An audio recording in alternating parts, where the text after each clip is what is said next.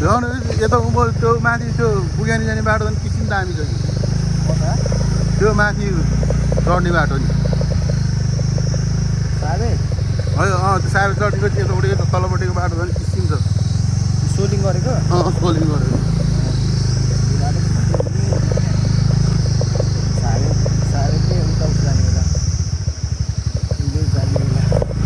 ठिकै हो तर उकालो नि उकालो पनि जाँदाखेरि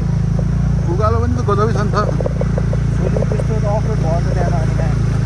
तर यार त्यो बाटो त डेन्जर हो यार बसमा गएको यार सबै आँधाभुँडी निकाल्दै लास्तो गऱ्यो नि यार उसले पुग्यो त सारदाईको होटलमा गएर च्याप्प सारदाई माथि होला त्यो पनि गौला नि माथि बेलामै पुग्छ त झन् मतलब छैन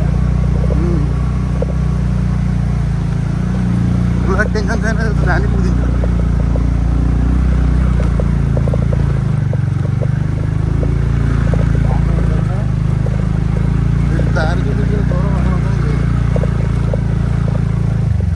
जिप आउन सफल भयो भाइ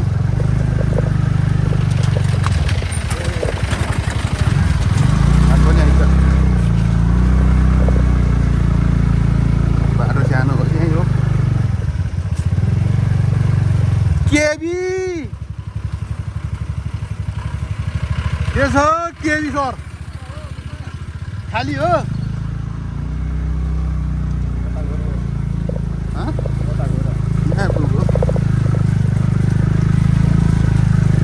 खेलेको पुरा हरेको त माटो नि त थरथरी काम गर्छ पहिला त्यो पर्विसाको बाउ र म के अरे कौडा बेच्दै हिँड्दाखेरि माथि घाँद्रोमा टाँसिया लिन्थ्यो क्या हामी कौडा बेच्न जानुहुन्थ्यो लो कोरोनाको बेलामा गइएन त कम त रमाइलो हुँदो रहेछ यार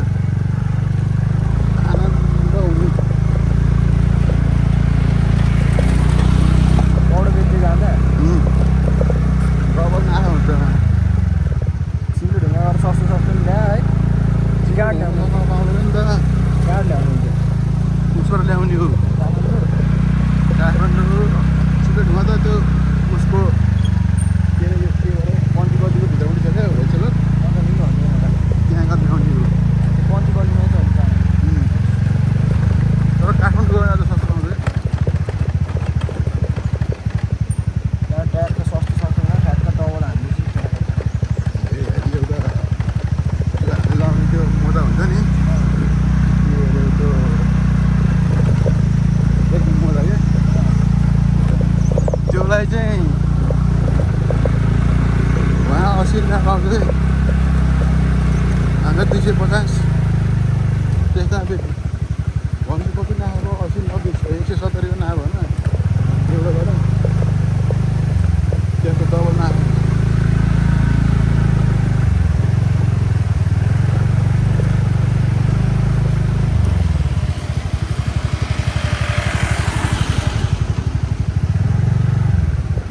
ज्ञानी आइपुग्ने बेला भएको छ अब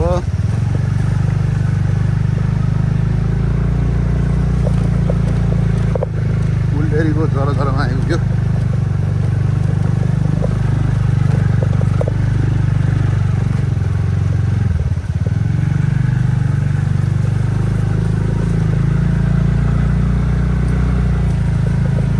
चक्को भोलि युट्युबमा हाल्दा त राम्रो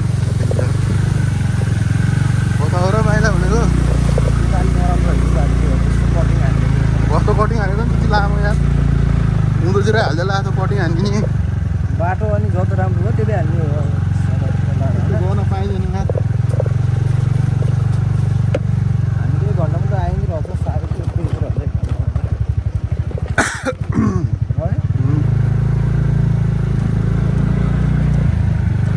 हामी त कति 1 घन्टा लाग्यो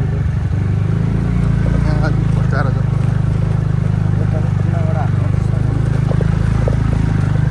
बाटो चाहिँ घटेर त्यहाँनिर झन् यो सोलिङले झन् गरिदिन्छ क्या सबभन्दा सोलिङ खतरा हो क्या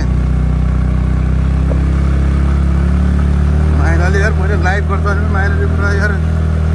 स्टिकधरि बोकेर आएको छ यार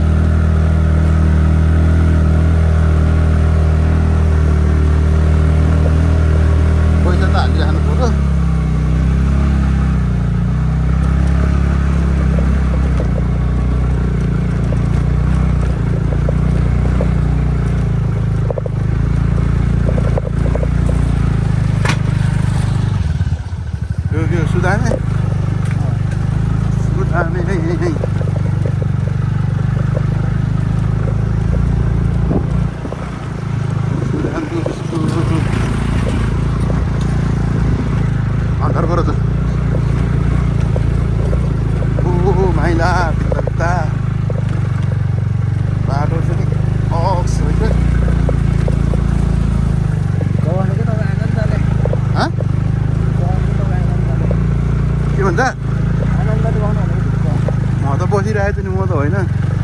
बाटो त खतरा त भन्नु पऱ्यो नि त फेरि त्यस्तो भएको छ त्यो त होइन दुपारी चाहिँ किन होइन हँ दुपारी चाहिँ टोइलेट टोइलेट दुपारी चाहिँ लोकल भैँसी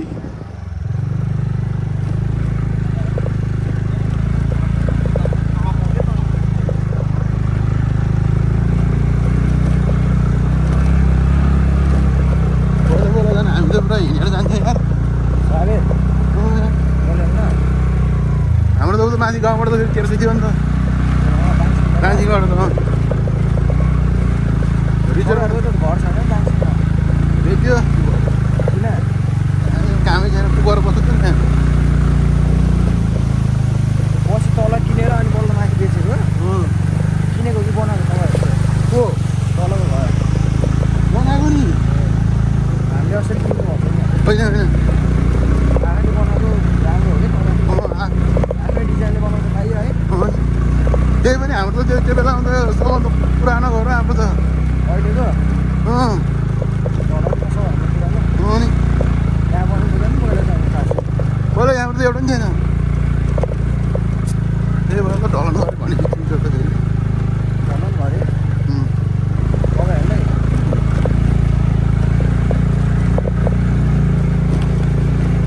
आनन्द चोकमा त छापु थियो पहिला है हँ आनन्द चोकमा छापु थियो त्यहाँ त पहिला त त्यो बाटो त होइन नि त फेरि पहिला त के अरे उहाँ त्यो बाटो बन्ने बेला नि आनन्द चोकमा त छापै थियो नि अँ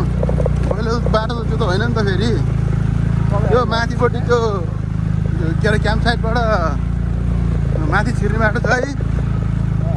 हो त्यहाँबाट हिँड्ने बाटो हो पहिला त रोड हो कि यो रोड होइन गोरेटो बाटो हो नि पहिला त त्यहाँको त पहिला त सबै गोरेटो बाटो त किसिमको छ हाम्रो घर नआइकन त कोही पनि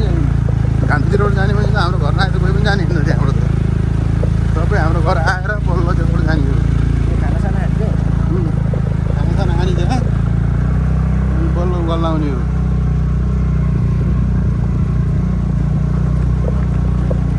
यताबाट झिलिप्राङ जाने बाटो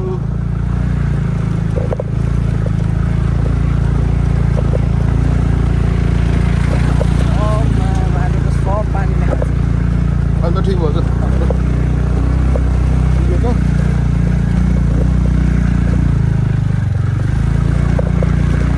यहाँ त अब बाटो त राम्रो छ रे त सोलिङ गरेको बाटोमा एन्ड्रो स्कुटीको के अरे पिकअप हेर्नु छ अब यहाँ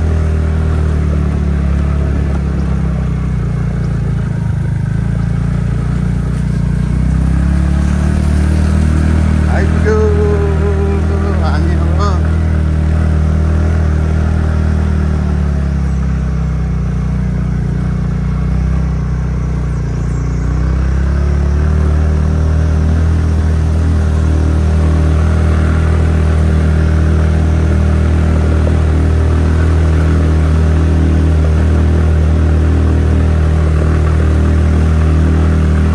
यो हो नि एन्ड्रोको पावर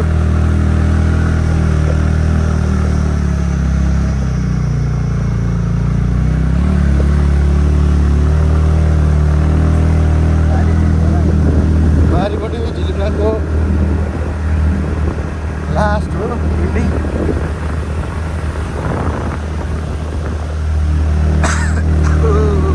बसौँ है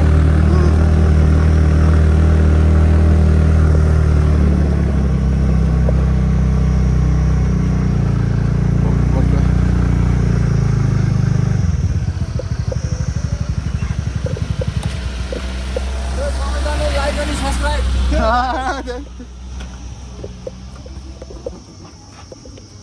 तेरो ब्याट्री सकेपछि यो